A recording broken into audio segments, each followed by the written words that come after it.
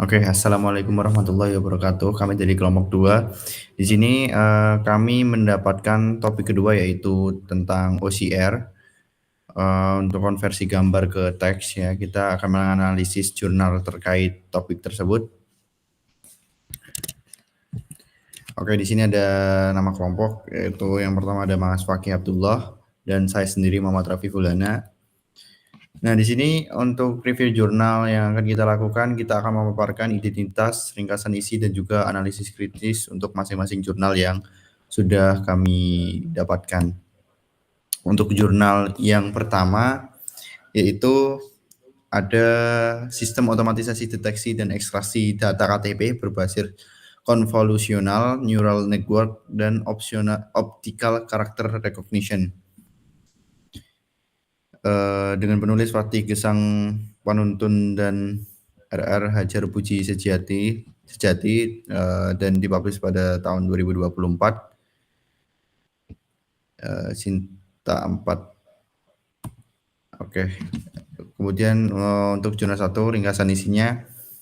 Nah, di sini untuk identifikasi masalahnya untuk yang jurnal 1 itu pada jurnal 1 ini mengidentifikasikan masalah utama yaitu pengelolaan data KTP yang masih dilakukan secara manual. Nah, proses manual ini itu dinilai tidak efisien karena rentan terhadap kesalahan dan memakan waktu. Nah, solusi yang ditawarkan adalah mengintegrasikan data KTP ke dalam sistem digital menggunakan teknologi OCR untuk meningkatkan efektivitas dan efisiensi proses administratif. Nah, lalu untuk yang selanjutnya adalah tinjauan pustaka. Nah, tinjauan pustaka dalam jurnal 1 ini itu membahas berbagai penelitian terdahulu mengenai penggunaan OCR untuk eKTP. Nah, beberapa metode seperti template matching correlation dan CNN itu telah diuji dengan hasil akurasi yang bervariasi tergantung kondisi fisik KTP-nya. Nah, penelitian ini juga menjelaskan tahapan sistematis yang dilakukan mulai dari identifikasi masalah hingga penarikan kesimpulan. Nah, kemudian untuk metode penelitian pada jurnal 1 ini itu melibatkan penggunaan data sekunder seperti gambar KTP dan dokumen yang non KTP untuk melatih model CNN. Nah, arsitektur model ini terdiri dari convolutional layer, lalu ada max pooling dan dropout untuk mencegah overfitting. Nah, hasil pengujian itu menunjukkan bahwa akurasinya itu 92%. Nah, untuk akurasi presisinya itu 100% dan recall-nya itu 85%, yang mengindikasikan kinerja modelnya itu baik. Nah, kemudian untuk hasil temuannya di jurnal 1 ini dia memiliki kelebihan dalam relevansi praktisnya, yaitu mengatasi masalah nyata di Indonesia. Namun ada juga kekurangannya yaitu terletak pada tidak adanya pembahasan mendalam tentang penanganan KTP dengan kualitas gambar yang rendah. Itu misalnya seperti kayak buram atau rusak yang sering terjadi lah di lapangan pada umumnya. Nah, seperti ini ya kelebihan jurnal dan kekurangan jurnalnya. Lalu kemudian untuk jurnal yang kedua, judulnya adalah implementasi Kenny Filter Optical Character Recognition untuk identifikasi tanda nomor kendaraan bermotor. Kalau tadi kan OCR untuk KTP ya, ini untuk identifikasi tanda nomor kendaraan bermotor. Ya, penulisnya adalah Nehru, Yosi Ridwas Hais, Amelinda Kalista Devina Inonu, dipublish pada tahun 2024, dengan akreditasi adalah Sinta 5. Nah, di sini untuk identifikasi masalah dari jurnal 2. Nah, inti dari identifikasi masalah pada jurnal 2 ini, masalah utamanya itu adanya ketergantungan sistem e-tilang pada identifikasi manual plat nomor kendaraan. Nah, solusi yang diusulkan pada jurnal ini itu adalah pengembangan sistem yang berbasis pengolahan citra digital untuk membaca TNKB atau tanda nomor kendaraan secara otomatis sehingga meningkatkan efisiensi. Nah, untuk tinjauan pustakanya, untuk tinjauan pustaka jurnal 2 ini, dia itu menyoroti kemajuan teknologi pengolahan citra digital, termasuk deteksi tepi koni dan OCR. Nah, penelitian di jurnal ini juga dia mengisi celah dengan fokus pada kondisi pencahayaan yang rendah yang belum banyak dibahas dalam studi sebelumnya. Kemudian untuk metode penelitian pada jurnal 2 ini, dia menggunakan pendekatan ADDIA, yaitu analisis, desain, pengembangan. Nah, datanya itu diambil pada siang dan malam hari. Tujuannya untuk menguji kinerja sistem dalam berbagai kondisi pencahayaan. Nah, hasilnya itu menunjukkan bahwa akurasinya itu dapat sekitar 73,75% untuk siang dan 67,50% untuk malam dengan faktor penghambat seperti aksesoris plat dan bayangan. Nah, kemudian untuk ringkasan hasil temuannya, untuk jurnal 2 ini dia itu terletak pada pengujian di dua kondisi pencahayaan yang memberikan gambaran realistis. Namun kekurangannya adalah akurasi yang masih rendah untuk aplikasi kritis seperti penegakan hukum sehingga perlu peningkatan yang lebih lanjut. Oke, kemudian untuk jurnal 3 akan disampaikan oleh Mas Fakih Abdullah. Baik, terima kasih waktunya Mas Rafiqul Hana. Untuk jurnal 3, next slide. Identitas jurnal 3, judulnya adalah Implementasi Optical Character Recognition dan Text Similarity untuk Pelaporan Uang Muka Kerja. Penulisnya adalah Meredita Susanti, Megandi, Erwin Setiawan. Tahun publish yaitu 2024 dan ini terindeks Sinta 4. Ringkasan isi jurnal 3, yang pertama identifikasi masalah. Meskipun proses permintaan dan pelaporan uang muka kerja UMK di perusahaan sudah didukung aplikasi web, ada kendala pada verifikasi bukti pengeluaran. Staf keuangan masih melakukan pemeriksaan kelengkapan dan kesesuaian struk dengan laporan secara manual, dan ini sangat memakan waktu. Sebagai gambaran, memeriksa 100 laporan dengan total 350 struk bisa memakan waktu hingga 2 hari, jika setiap struk rata-rata diperiksa selama 5 menit. Keterlambatan ini jelas menghambat efisiensi kerja staf keuangan. Yang kedua, tinjauan pustaka. Penelitian ini didasari oleh perkembangan pesat teknologi optical character recognition. Teknologi ini semakin canggih dan telah banyak diaplikasikan dalam berbagai bidang seperti pembacaan plat nomor kendaraan, struk belanja, dan dokumen admisi. Dengan kemampuan pengenalan karakter otomatisnya, OCR memungkinkan otomatisasi proses verifikasi keuangan yang sebelumnya banyak dilakukan secara manual. Untuk metode penelitian, yaitu penelitian ini mengadopsi metodologi waterfall yang meliputi 4 tahapan utama, yaitu pengumpulan kebutuhan, desain, implementasi, dan pengujian. Yang pertama, pengumpulan kebutuhan.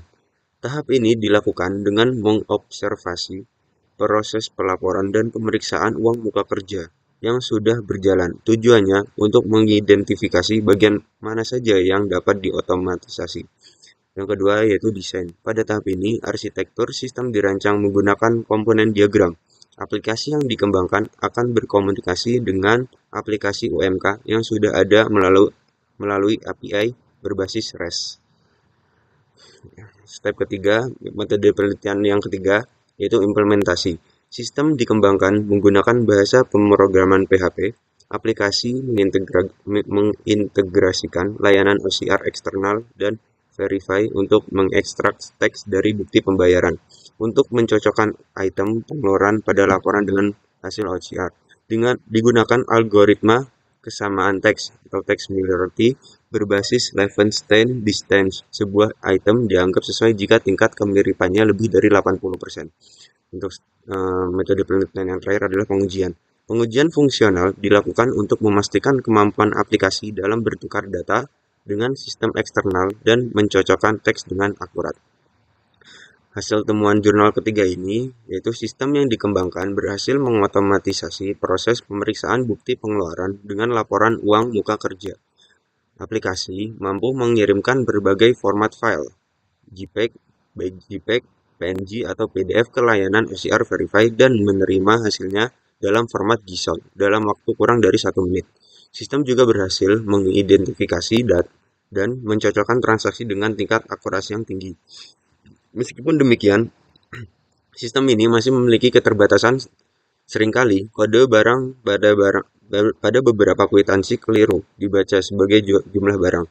Selain itu, aplikasi belum mampu menangani perhitungan diskon dan pajak yang ada pada bukti pembayaran, yang dapat menyebabkan penolakan item padahal item tersebut sudah sesuai. Pemeriksaan manual menunjukkan bahwa item dengan tingkat kemiripan di atas 65% cenderung merupakan item yang sama dengan yang dilaporkan. Untuk analisis kritis, yaitu ada dua kelebihan dan kekurangan. Yang pertama, kelebihan jurnal. Penggunaan teknologi OCR Verify dan algoritma Levenshtein Distance menunjukkan penerapan praktis dari teori ke dalam solusi nyata. Arsitektur sistem yang menggunakan API juga menunjukkan pendekatan modern dalam pengembangan perangkat lunak. Untuk kekurangan jurnal ini, yaitu pengujian dilakukan dengan 9 bukti pembayaran. Meskipun formatnya berbeda, jumlah sampel ini mungkin belum cukup untuk menggeneralisasi performa sistem terhadap berbagai jenis dan kualitas truk yang lebih kompleks di dunia nyata. Selanjutnya yaitu jurnal keempat. Identitas jurnal keempat, judulnya adalah Implementasi Metode Deep Learning untuk Klasifikasi Gambar Tulisan Tangan. Penulisnya yaitu ADR Arif Effendi, Favorizon Roasting Lumban Raja, Akmal Junaidi, dan Admi Syarif. Tahun publikasi tahun 2023, untuk Sintanya itu Sinta 5. Yang ringkasan isi, yang pertama adalah identifikasi masalah. Penelitian muncul dari tantangan pengenalan tulisan tangan manusia yang sangat bervariasi antar individu, sehingga seringkali sulit dibaca atau dikenali. Kesulitan ini bisa menghambat berbagai aktivitas, terutama pada transaksi yang memerlukan input tulisan tangan. Mengingat keunikan tulisan tangan sebagai ciri biometrik, tulisan tangan dapat diidentifikasi menggunakan teknik pengenalan pola, khususnya melalui klasifikasi berbasis komputer seperti deep learning. Oleh karena itu, penelitian ini berfokus pada tahap klasifikasi karakter tulisan tangan menggunakan metode deep learning. Yang kedua, tinjauan pustaka. Penelitian menjelaskan bahwa pengenalan tulis tangan handwriting recognition adalah kemampuan komputer dalam menafsirkan input tulisan tangan dari berbagai sumber. Terdapat dua teknik utama dalam pengenalan ini. Offline, yang berbasis pada gambar hasil pindaian, dan yang kedua adalah online, di mana data diambil secara dinamis saat proses penulisan berlangsung. Metode online dianggap dapat meningkatkan akurasi karena adanya informasi dinamis seperti urutan dan kecepatan goresan. Next. Ringkasan isi yang ketiga adalah metode penelitian. Penelitian dilaksanakan melalui beberapa tahap sistematis. Yang pertama, pengumpulan data. Menggunakan 5.200 gambar tulisan tangan huruf kecil dan besar, A sampai Z dan A sampai Z yang kapital. Dengan masing-masing huruf memiliki 100 sampel. Dataset ini memiliki ukuran pixel 32x32. Yang kedua adalah pre-processing. Tahap ini meliputi persiapan data, seperti mengubah variabel kategori menjadi numerik dan menghapus data yang tidak relevan. Yang ketiga, metode penelitian yang ketiga itu ekstraksi fitur. Mengambil ciri atau nilai unik dari setiap objek gambar untuk membedakannya dari objek lain. Metode penelitian yang keempat adalah klasifikasi. Metode yang digunakan adalah deep learning dengan model sekuensial dari keras. Model ini melibatkan penggunaan dropout untuk mencegah overfitting, dan fungsi aktivasi softmax pada layar DiffDance. 5. Evaluasi. Kinerja model dievaluasi menggunakan metode K-fold cross validation dengan K sama dengan 10 yang diulang sebanyak 10 kali. Metode ini dianggap cocok untuk mengevaluasi pengklasifikasi pada jumlah data yang terbatas. Akurasi dihitung menggunakan rumus standar pembagian jumlah identifikasi benar dengan jumlah total data. Dalam penelitian ini, melakukan 25 kali percobaan dengan memvariasikan jumlah layer 1 hingga 5 lapisan dan jumlah epoch, itu 100, 200, 300, 400, dan 500. Ringkasan isi yang selanjutnya adalah hasil temuan. Sistem berhasil mencapai tingkat akurasi tertinggi sebesar 58,36%. Hasil optimal ini diperoleh menggunakan arsitektur dengan dua lapisan, terdiri dari 512 dan 256 unit, dan pelatihan sebanyak 500 epoch. Sebaliknya, tingkat akurasi terendah tercatat 43,42%. Angka ini didapat dari arsitektur dengan 5 lapisan, itu 512, 256, 128, 64, dan 32 unit pada 100 epoch. Dari temuan ini, penelitian menyimpulkan bahwa arsitektur dengan dua lapisan memberikan hasil yang lebih baik dibanding arsitektur 5 lapisan. Beberapa faktor lain yang turut mempengaruhi akurasi adalah kualitas data. Ini termasuk kemiripan bentuk antar huruf, misalnya I besar dengan I kecil, serta gambar yang rusak atau tidak jelas seperti tulisan yang terlalu tebal atau terputus. Analisis kritis jurnal 4, yaitu kelebihan jurnal, metodologi terstruktur. Artikel menyajikan alur penelitian yang jelas dan terstruktur, mulai dari pengumpulan data, pemrosesan, klasifikasi, hingga evaluasi. Ini memudahkan pembaca untuk memahami dan mereplikasi penelitian. Untuk kekurangan jurnal ini, yaitu tingkat akurasi sangat rendah. Akurasi tertinggi sebesar 58,36%. Itu adalah tergolong rendah untuk tugas klasifikasi karakter. Hal ini menunjukkan bahwa model yang diusulkan mungkin memerlukan optimasi lebih lanjut sebelum dapat diterapkan secara praktis. Baik, sekian presentasi tugas besar wawasan global TIK kelompok 2. Kurang lebihnya mohon maaf. Wassalamualaikum warahmatullahi wabarakatuh.